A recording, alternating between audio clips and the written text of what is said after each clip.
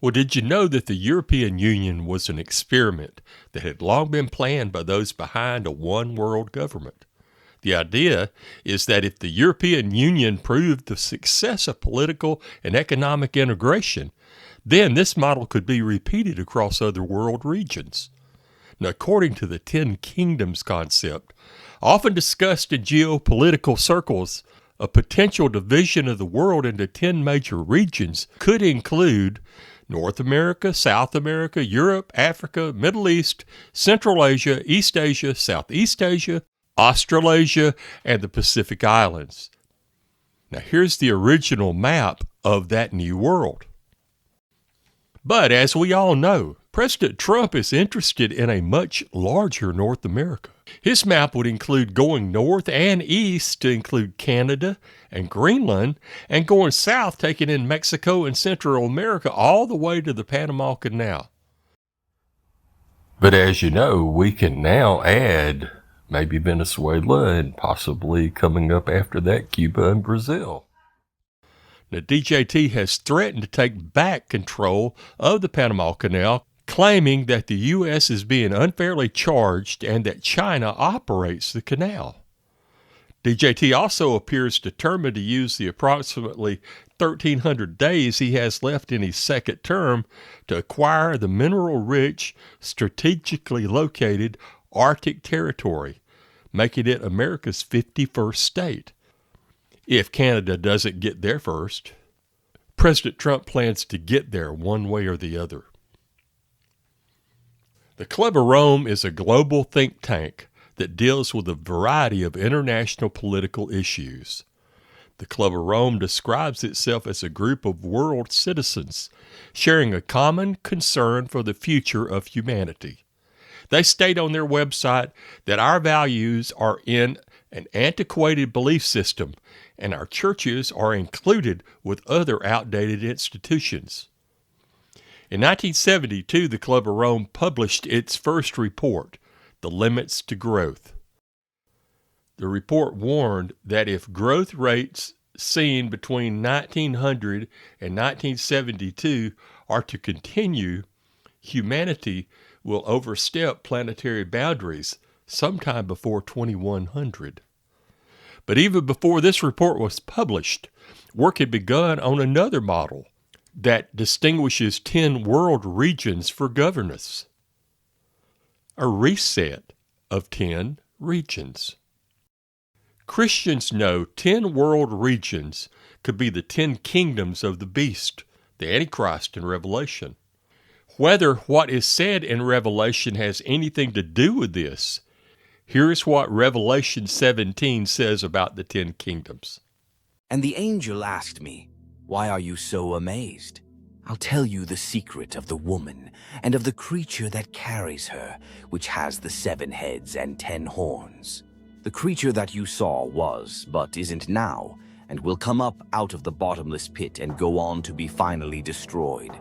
And those who live on the earth will wonder, whose names weren't written in the book of life from the beginning of the world, when they see the creature that was, but isn't now, and yet still is. And the mind that has wisdom will know this. The 7 heads are the 7 mountains of Rome, on which the woman sits. And there are 7 rulers, 5 have fallen, and 1 rules now, and the other hasn't come yet. And when that ruler comes, that reign will be short.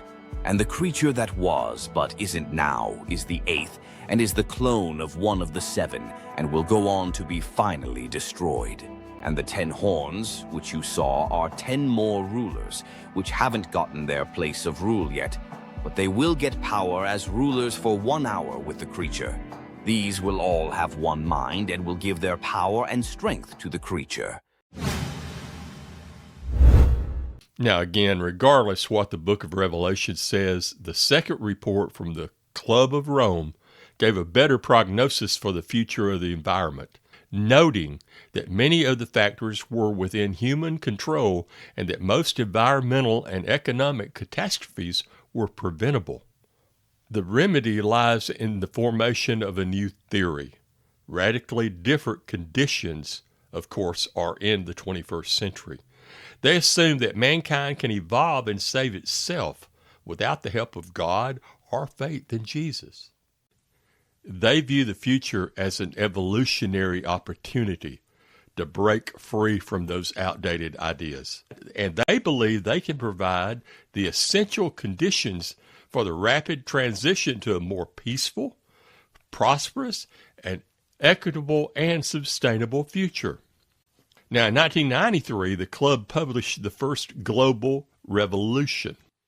According to this book, divided nations require common enemies to unite them, either a real one or else one invented for that purpose. Because of the lack of traditional enemies, new enemies must be identified. In searching for a new enemy to unite us, they came up with the idea that pollution, the threat of global warming, water shortages, famine, and the like would fit the bill. The paper in 1993 was written just as the communist bloc fell apart. In that book, they said that since communism was ending, spending all that money on military-industrial complex, it would end now too. Their stated idea is to overhype man-made environmental problems in order to create anxiety or fear in people to make them anxious enough to inspire governments, especially America, to financially support that agenda. Give them somewhere to spend that money they no longer are spending on the military-industrial complex. But we've been doing both, obviously. They don't say the environmental problems were totally fake.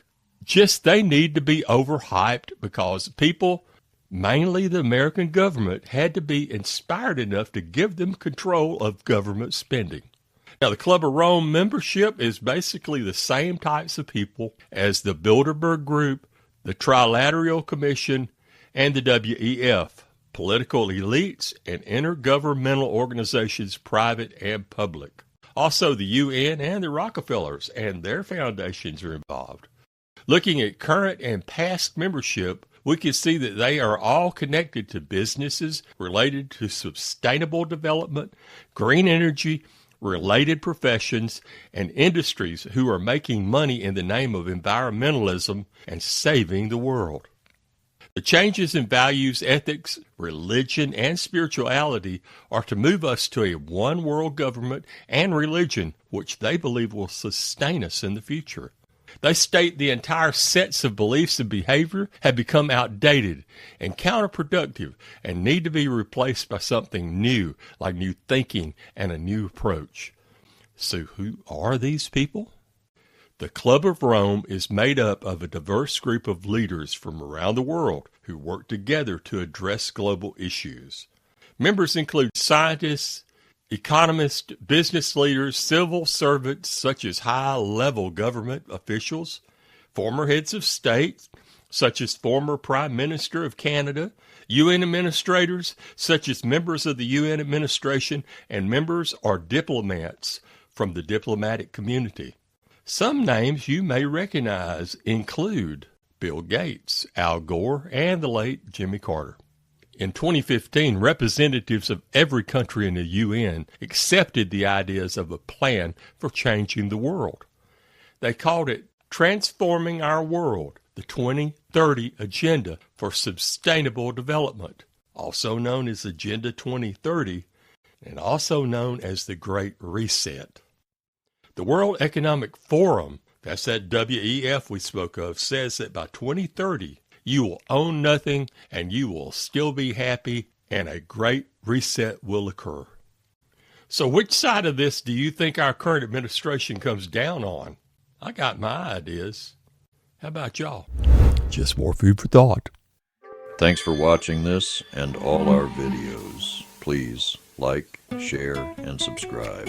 And until we meet again, stay curious, fellow travelers, and have a great day.